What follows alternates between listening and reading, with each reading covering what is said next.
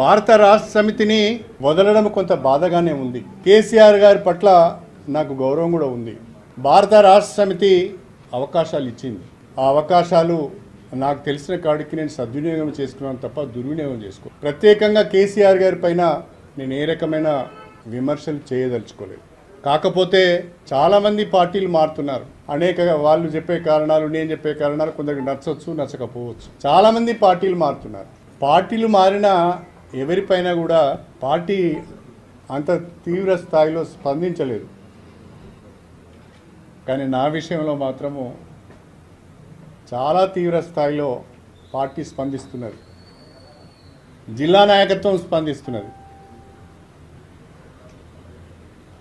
విపరీతమైన ధోరణితో మాట్లాడుతున్నారు. ఈర్ష్య ద్వేషాలు వాళ్ళ మాటలలో స్పష్టంగా కనిపిస్తున్నాయి.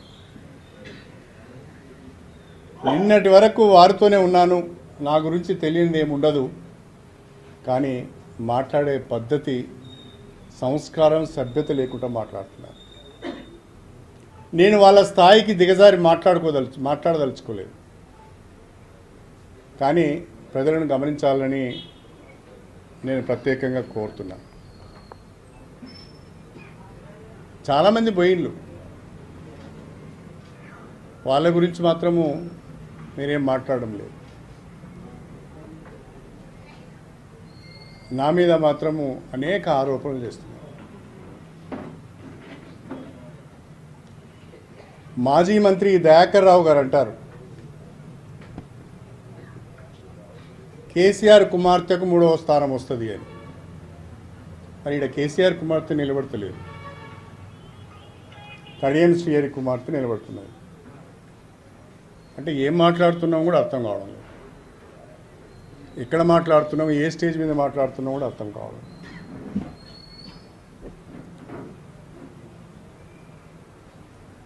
దయాకర్ రావు గారు ఒకటి గుర్తుపెట్టుకోవాలి, మీరు మాట్లాడిన భాష నేను మాట్లాడను. కానీ 100 కోట్ల రూపాయలు ఖర్చు పెట్టి పాలకుర్తి నియోజకవర్గంలో పనులు చేస్తే నీ మనుమరాలి వయస్సున్న అమ్మాయి చేతిలో చావు దెబ్బతిన్నావు. సిగ్గు అనిపిస్తలేదా? ఈ అహంకారం మాటలు, ఈ బల్పు మాటలే కదా ఇంత దూరం తీసుకొచ్చినాయి. ఇంకా తగ్గించుకోకపోతే ఎట్లా?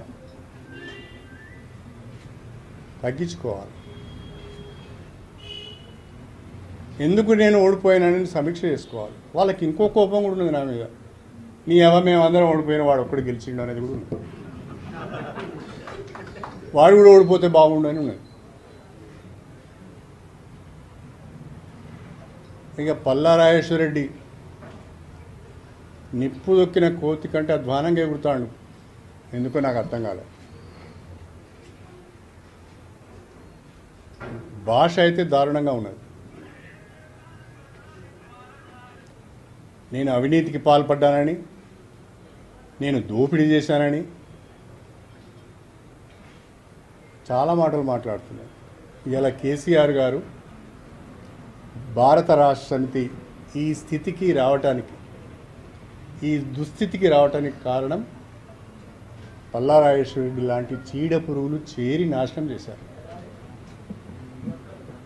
తెల్లారు లేస్తే పక్కన ఉండి చెప్పుడు మాటలు, లేనిపోని మాటలు చెప్పి పార్టీని భ్రష్టు పట్టించారు.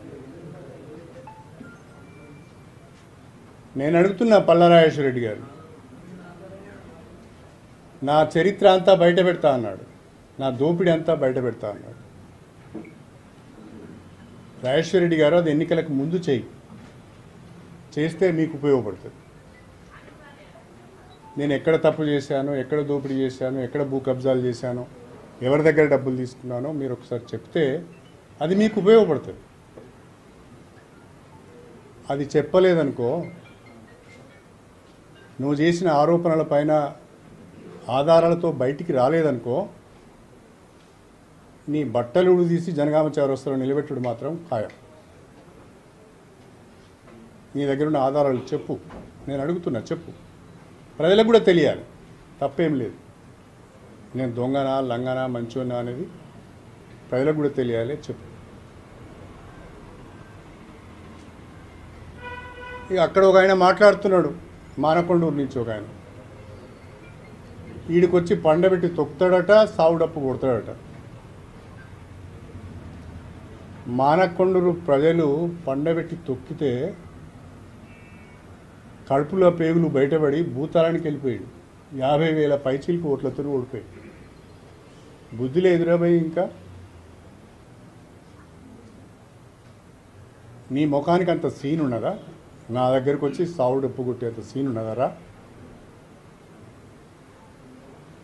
నిన్న మొన్నటి వరకు నా చుట్టూన్న వాళ్ళు ఒక్క రోజులోనే ఎంత కఠినంగా మాట్లాడుతున్నారు అంటే వాళ్ళ కడుపులో ఎంత విషం ఉన్నదో అర్థమైంది.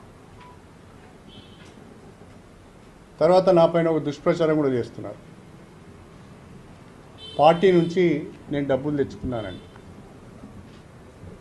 నేను పత్రికాముఖంగా చెప్తున్నా, కేసీఆర్ కానీ, హరీష్ రావు గారు కానీ, కేటీఆర్ కానీ, లేదా జిల్లాకు సంబంధించిన ఏ నాయకుల ద్వారా కానీ, ఏ వ్యక్తి ద్వారా కానీ ఒక్క రూపాయి నేను తీసుకున్నట్టుగా మీరు చెప్పగలిగితే, మీరు నిరూపించగలిగితే నేను సవాల్ చేస్తున్నా, నా బిడ్డ నేను పోటీంచి తప్పుకుంటాను. బుద్ధి లేని మాటలు, సిగ్గు లేని మాటలు మాట్లాడొద్దు. కడియం శ్రీహరి నిజాయితీకి మారుపేరు, నువ్వు ఒప్పుకున్నా ఒప్పుకోకపోయినా. అట్లాంటి తప్పుడు పనులు ఎన్నడూ చేయను నేను. మీ అందరి బ్రతుకులు నాకు తెలుసు. మీ అందరి చరిత్రలు బయట పెడితే జిల్లాలో తిరగలేరు. మీరు చేసిన అవినీతి, మీరు చేసిన భూ కబ్జాలు, మీరు చేసే దారుణాలు, ఇవన్నీ కనుక బయట పెడితే మీరు తిరగలేరు. కానీ నేను ఆ పని చేయను.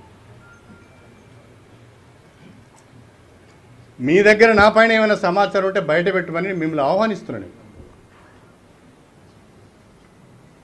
ఎక్కడ నేను తప్పుడు పనులు చేసినాను, ఏ కాంట్రాక్టర్ దగ్గర ఒక 10 కోట్లు తీసుకున్నాను, ఎక్కడ ఒక 10 ఎకరాల భూమి కబ్జా చేశాను, ఎక్కడ ఒక 1000 గజాల ఇంటి భూమి కబ్జా చేశానో మీరు చెప్పండి.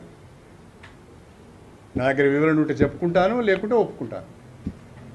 లేదు అంటే మీరు గుర్తించి బయటికి తీసుకొచ్చిన ఆ ఆస్తులను, ఆ ప్రాపర్టీస్ను నేను జిల్లా ప్రజలకు రాసిస్తాను, ప్రభుత్వానికి రాసిస్తాను.